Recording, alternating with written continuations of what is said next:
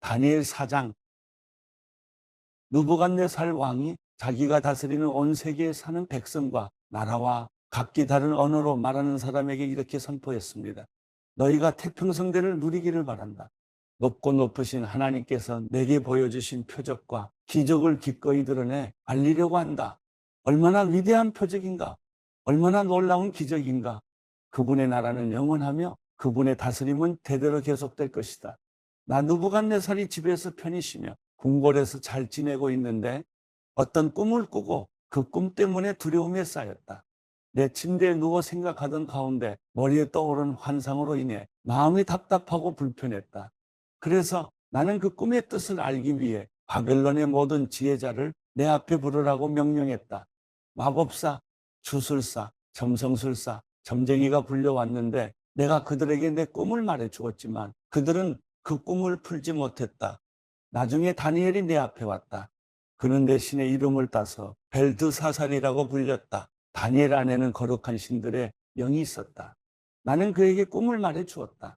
우두머리 마법사 벨드사살아, 내 안에는 거룩한 신들의 영이 있어서 아무리 숨겨있는 비밀이라도 내가 풀지 못할 어려운 것이 없음을 알고 있다. 내가 꿈에서 본 환상의 뜻을 풀어서 내게 말하여라. 내가 침대에 누워있을 때 내 머릿속에 나타난 환상은 이러하다. 나는 땅 한가운데 서 있는 매우 키가 큰 나무 한 그루를 보았다. 그 나무는 점점 자라서 강해지고 나무 꼭대기가 하늘에 닿고 땅 끝에서도 잘 보였다. 그 잎은 아름다웠고 열매가 많이 열려 세상 사람 누구든지 먹을 만큼 풍족했다.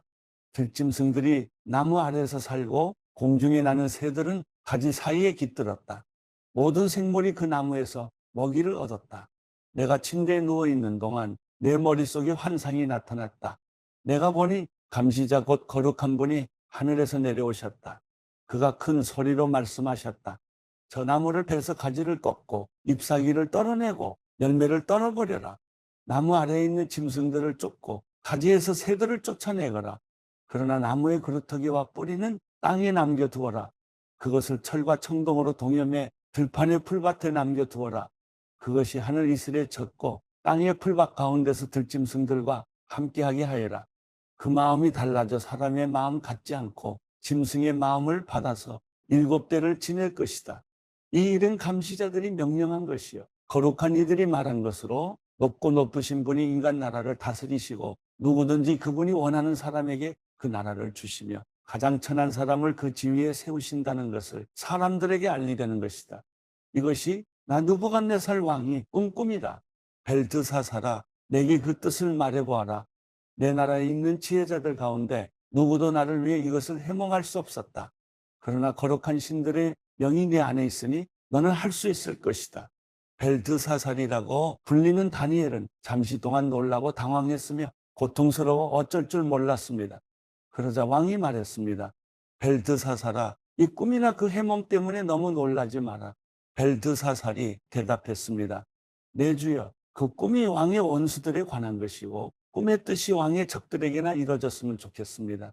왕께서 보신 나무가 점점 자라서 강해지고 나무 꼭대기가 하늘에 닿고 땅 끝에서도 볼 수 있으며 그 잎은 아름답고 열매가 많아 세상 사람의 먹을 것이 되며 그 아래에 들짐승들이 살고 그 가지 사이에 공중의 새들이 깃들었다고 하셨습니다. 왕이요, 그 나무는 바로 왕이십니다. 왕께서 점점 자라서 강해지시고 위대함이 하늘에 닿아 왕의 다스림이 땅끝까지 이를 것입니다. 또 왕께서 보니 감시자 곧 거룩한 분이 하늘에서 내려와 말씀하셨습니다. 저 나무를 베어 없애버려라. 그러나 그루터기와 뿌리는 땅에 남겨두고 철과 청동으로 동여매 풀밭에 두어라. 그것이 하늘 이슬에 젖고 들짐승들과 함께하며 7대를 지내게 하여라라고 하셨습니다. 왕이여, 그것은 높고 높으신 분이 내 주 왕에게 내리신 명령으로 그 뜻을 이뤘습니다. 왕께서는 백성들에게 쫓겨나 들짐승과 함께 살며 소처럼 풀을 먹고 하늘 이슬에 젖게 되실 것입니다. 이렇게 7대를 지내고 나면 높고 높으신 분이 인간 나라를 다스리시고 누구든지 그분이 원하는 사람에게 그 나라를 주신다는 것을 왕이 알게 될 것입니다. 또 그들이 나무 그루터기와 뿌리를 남겨놓으라고 명령하였습니다. 왕이 하나님께서 세상을 다스리신다는 것을 깨달은 다음에 왕의 나라가 굳게 설 것입니다. 그러므로 왕이여, 부디 내 말을 받아주십시오. 죄를 끊고 의를 행하며 가난한 사람에게 자비를 베풀어 죄악을 벗어버리십시오. 그러면 혹시 왕이 오래도록 계속 잘 살게 될지 모르겠습니다. 이 모든 일이 느부갓네살 왕에게 일어났습니다. 12개월이 지난 뒤 어느 날 왕이 바벨론 왕궁의 옥상을 거닐고 있었습니다. 왕이 말했습니다. 내가 세운 이 성 바벨론은 위대하지 않은가? 나는 내 큰 힘과 권력으로 내 위엄의 영광을 위해 이 도시를 건설했다.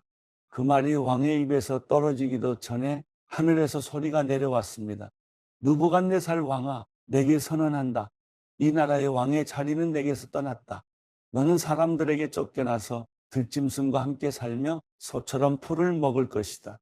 내가 이렇게 7대를 지내고 나면 높고 높으신 분이 인간 나라를 다스리시고 누구든지 그분이 원하시는 사람에게 그 나라를 주신다는 것을 알게 될 것이다. 바로 그때 느부갓네살에게 말씀하신 것이 이루어졌습니다. 그는 사람들에게 쫓겨나 소처럼 풀을 먹었습니다. 그 몸은 하늘 이슬에 젖었고 머리털은 독수리 깃털처럼 길었으며 손톱은 새발톱처럼 자라났습니다. 정해진 기간이 지나 나 느부갓네살은 하늘을 우러러 눈을 들었다. 그때 나는 제정신이 돌아와 높고 높으신 분께 감사하고 영원히 살아계시는 그분을 찬양하고 영광을 드렸다. 그분의 다스리심은 영원할 것이며 그분의 나라는 영원히 계속될 것이다. 그분은 세상에 사는 모든 사람들을 아무것도 아닌 것처럼 여기시고 하늘의 군대와 세상에 사는 사람들에게 그분의 뜻대로 행하신다. 어느 누구도 그분의 손을 막을 수 없고 무슨 일을 이렇게 하느냐고 말할 수 없다. 내가 제정신이 든 바로 그 순간 내 나라의 명예와 위엄과 권력이 내게 회복됐다. 내 보좌관들과 관리들이 나를 찾아왔고 내가 내 나라를 회복하게 됐으며 더 큰 권력이 내게 더해졌다. 이제 난 느부갓네살은 하늘의 왕을 찬양하고 영광을 돌려드리며 존경한다. 그분이 하시는 일은 모두 진실하고 그분이 행하시는 길은 의롭다. 그분은 언제든지 자기를 스스로 높여서 행하는 사람들을 낮추실 것이다. 사도행전 12장. 그 무렵 헤롯 왕이 교회를 박해하려고 교회에 속한 몇몇 사람들을 체포했습니다. 헤롯은 먼저 요한의 형제 야고보를 칼로 죽였습니다. 이 일을 유대 사람들이 기뻐하는 것을 본 헤롯은 이어 베드로도 잡아들였습니다. 이때는 무교절 기간이었습니다. 그는 베드로를 잡아 감옥에 가두고 군인들을 4명씩 한 조를 지어서 4조가 지키도록 했습니다. 헤롯은 6월절이 지나면 그를 백성들 앞에 끌어내 공개적으로 재판할 생각이었습니다. 이렇게 베드로는 감옥에 갇혔고 교회는 그를 위해 하나님께 간절히 기도했습니다. 헤롯이 베드로를 재판장으로 끌어내려고 하던 전날 밤 베드로는 2개의 쇠사슬에 묶인 채 2명의 군인들 사이에서 잠들어 있었고 경비병들이 감옥문을 지키고 서 있었습니다. 그런데 갑자기 주의 천사가 나타나더니 간방의 빛이 환하게 비치는 것이었습니다. 그가 베드로의 옆구리를 찔러 깨우며 어서 일어나거라 하고 말했습니다. 그러자 베드로의 손목에 매여 있던 쇠사슬이 풀렸습니다. 그때 천사가 베드로에게 허리띠를 메고 신을 신어라 하고 말하자 베드로는 그렇게 했습니다. 천사가 다시 겉옷을 입고 나를 따라오너라 하고 말했습니다. 베드로는 천사를 따라 감옥에서 나오면서도 도대체 천사가 하는 일이 꿈인지 생시인지 알 수 없었습니다. 그저 환상인 것만 같았습니다. 그들은 첫 번째 경비병들과 두 번째 경비병들을 지나서 성으로 통하는 철문에 이르렀습니다. 그 문이 저절로 열려 그들은 바깥으로 나왔습니다. 거리를 하나 지나자 갑자기 천사가 떠나갔습니다. 그제야 비로소 베드로는 정신이 들어 이제야 분명히 알겠다. 주께서 천사를 보내 헤롯의 소나기와 유대 사람들의 모든 기대에서 나를 구해주셨다 라고 말했습니다. 이 사실을 깨달은 후 그는 마가라고도 하는 요한의 어머니 마리아의 집으로 갔습니다. 많은 사람들이 그곳에 모여 기도하고 있었습니다. 베드로가 대문을 두드리자 로데라는 어린 여종이 문을 열어 주러 나왔습니다.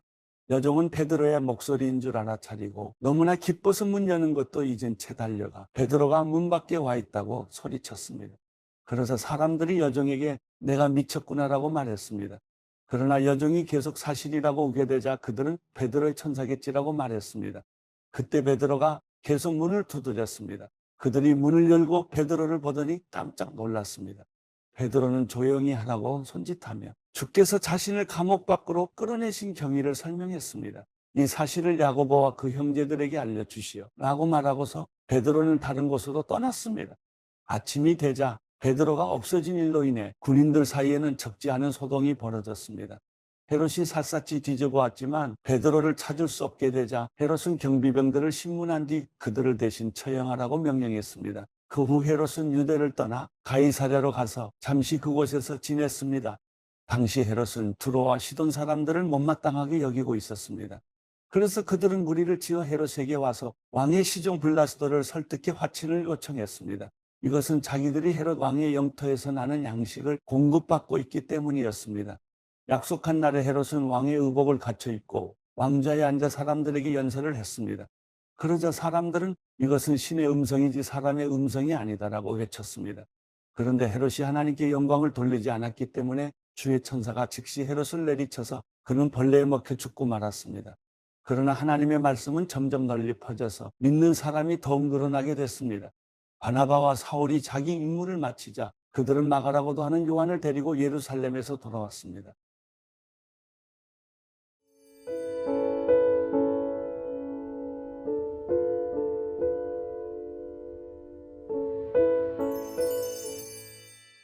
시편 36편.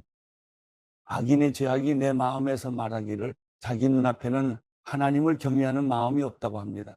자기 범죄가 드러나지 않을 것처럼 눈에 자기밖에 보이지 않는 듯 우쭐대고 있습니다.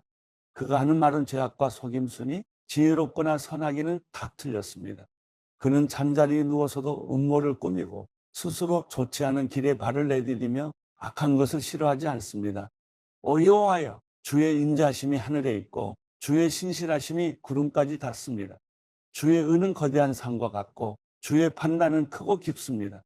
여호와여, 주께서 사람과 동물을 모두 돌보십니다. 하나님이여, 주의 변함없는 사랑이 얼마나 소중한지요. 사람의 자손들이 다 주의 날개 그늘 아래 피합니다. 그들은 주의 집에 기름진 것으로 배부를 것입니다. 주께서는 그들에게 주의 기쁨의 강물을 마시게 하실 것입니다. 생명의 샘물이 주께 있으니 주의 빛으로 우리가 빛을 볼 것입니다. 주를 아는 사람들에게 주의 사랑을, 마음이 올곧은 사람들에게 주의 의를 베푸소서. 오만한 사람들의 발이 나를 쫓아오지 못하게 하시고 악인들의 손이 나를 제거하지 못하게 하소서. 범죄자들이 넘어져 있습니다. 저들이 엎어졌으니 다시 일어서지 못할 것입니다.